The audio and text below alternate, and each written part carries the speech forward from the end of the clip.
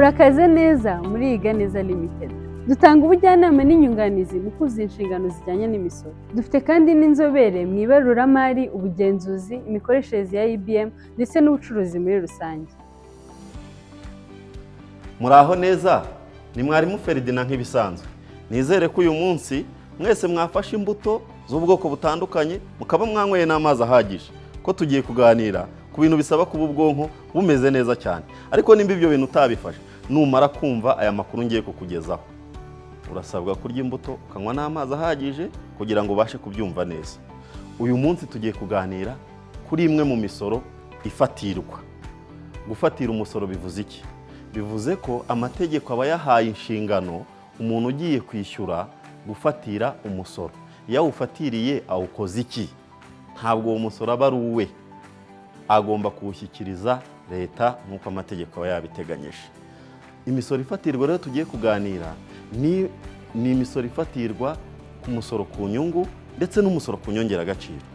Tugiye kuganira ku misoro ifatirwa iboneka kuva mu ngingo ya 60 kugeza mu ngingo ya 63 y'umusoro ku nyungu cyangwa se uwitwa umusoro ku musaruro mu itegeko rya 2022. Ni itegeko nimero 027 rya 2022 kabiri rigena umusoro ku musaruro. Muri iyo misoro ifatirwa rero, reka tubanze umusoro ufatirwa wa 15%. Ubundi mu busanzwe hari ikintu abantu batazi.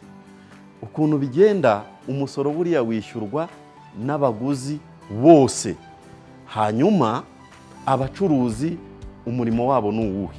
Buriya nibo bakusanya umusoro. Barangiza bakawushyikiriza leta.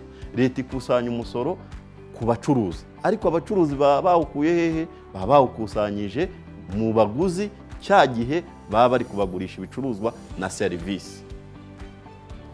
Reka duhere rero kuri uwo musoro wa 15%. Ufatirwa nande? Ugafatirwa bande? Uwo musoro ufatirwa n'umuntu wese ugiye gukora ubwishyu, ugiye kwishyura amafaranga. Hanyuma uwo muntu agiye kwishyura akaba atanditse mu misoro. Ashobora no kuba yanditse mu misoro ariko nta gihamya cy'uko amenyekanisha umusoro ku nyungu. Ni ukuvuga ngo agomba kuba nimba yanditse ku musoro ku nyungu afite igihamya cy'uko yawudekaraye mu gihe kibanziriza icyo ugiye kumwishyura. Hanyuma rero yaba utanditse yaba n'uwanditse utadekarara umusoro ku nyungu, abo nibo bafatirwa umusoro wa 15% mu gihe bagiye kwishyurwa. Bifasha iki nubwo ari itegeko ribigena? Ubundi ubusanzwe biramenyerewe ko umuntu wese ugiye kwishyurwa agomba gutanga fagitire ya IBM. Abantu rero batari mu bucuruzi kandi nabo bagomba gusora kuko babonye income bagiye kwishyurwa, kandi ntabwo basora batanditse. Ni ukuvuga ko umusoro wabo nyine unyuzwa kuri ba bacuruzi bagiye kubishyura banditse. Icyo gihe rero uwo musoro ugomba gufatirwa mu kwezi, hanyuma ukishyurwa mu kwezi gukurikiye bitarenze iminsi 15. Ni ukuvuga bitarenze ku itariki ya 15, keretse yo habaye weekend. 15 zikaba ari muri weekend cyangwa akaba ari muri konje. Ni ukuvuga ngo iyo tariki himurirwa ku itariki y'akazi ikurikira. Hanyuma ugafata ya mafaranga wafatiriye ukayadekarara ukayishyura. Wowe mucuruzi bigufasha iki? Ni ukuvuga ngo wa muntu ugiye kwishyura we yatanze umusoro we, yatanze umusanzu we muri leta kugira ngo leta ibashe gukora ibikorwa bifasha igihugu, abaturage muri rusange. Wowe ubundi ubusanzwe kugira ngo ukore ibaruramari ryawe ryemewe n'amategeko, kugira ngo ubashe gufata amafaranga wakiriye ukuremo ayo wishyuye nawe, bisabwa kuba ufite igihamya cy'uko ayo mafaranga wayishyuye, ariyo fagitire cyangwa inyemezabuguzi ya IBM. Iyo utayifite rero, ya mafaranga wishyuye kubera ko wayafatiriyeho wa musoro wa 15%, icyo gihe biba igihamya gisimbura ya fagitire ya IBM. Reka mbarabure mubanze musome ku mazi. Hari abantu bazana mu ubwenge bwinshi budakenewe. Namwe reka mbarabure mwaba ko ntabureme. kuba wafatiriye 15% ukayadekarara ukishyura, ntabwo biba bihagije kugira ngo ya mafaranga wemere kuyafata nk'ibyatunze umwuga. Ahubwo ikintu cy'ibanze, icyo gikorwa kigomba kuba cyarabaye gifitiye ibihamya. Muzi yuko umusoro ku nyungu nko ku masosiyete yabaza umusoro ku nyungu mu buryo bw'ibaruramari ni 28%. None aho kwishyura kuri 28% ku nyungu, ugafata ibintu wishyuye ariko bitarabayeho, mbega ubwishyu nta bwabaye, ugafatiraho 18, warangiza bya bintu ukajya kubikura mu musaruro usoreshwa, uza gusora kuri 28%. Urumva uba utanyereje 13%. Icyo gihe rero wakoze ibyaha biteganywa n'amategeko. Ibyo bintu ntimuzajye mubikora, ndabarabuye. Hanyuma rero reka tujye ku wundi musoro ufatirwa. Hari undi musoro ufatirwa uri muri izo ngingo nababwiye hejuru, wa 5%. Ni umusoro ku nyungu nawo ufatirwa nande ryari. Uwo nguwo ureba abacuruzi binjiza ibicuruzwa na serivisi mu gihugu babikuye hanze y'igihugu, bakaba badafite icyemezo cyitwa quitus fiscal. Quitus fiscal ni iki? Ni icyemezo cy'ubudakemwa mu misoro, gitandukanye n'icyemezo cyo kuba utarimo imisoro. Kuba utarimo imisoro ntabwo bivuze kuri indakemwa. Kuba indakemwa bivuze iki? Kwishyura imisoro ugomba kwishyura yose kandi ku gihe. Icyo gihe rero iyo udafite icyo cyemezo, impamvu icyo cyemezo iyo ugifite muri gasutamo ntabwo uri musoro wa 5% ku gaciro k'ibicuruzwa ugiye kuhanyuza cyangwa serivisi, ntabwo yafatirwa, kubera ko uba wizewe ko umusoro wose uzawishyura uko ukwiye kandi ku gihe mu buryo bukwiye. Hanyuma rero iyo udafite icyo cyangombwa cyitwa quitus fiscal, uyigeze muri gasutamo mbere yo kwinjiza ibicuruzwa cyangwa serivisi wimpotinze, ku gaciro kayo ufatirwaho 5% ukayasiga muri leta muri gasutamo. Hari undi musoro ufatirwa ku masoko ya leta wa 3%. Uwo musoro wa 3% ufatirwa n'ikigo cya leta cyatanze isoko, hanyuma uwo musoro bakawufatira mu kwezi bagiye kwishyuramo, hanyuma bakayishyura bitarenze iminsi 15 y'ukwezi gukurikira. Hanyuma abarwa gute? Abarwa ku gaciro k'ibyo bintu cyangwa k'iyo nyemezabuguzi havuyemo TVA. Hakaba rero nanone undi musoro ufatirwa wa 18%.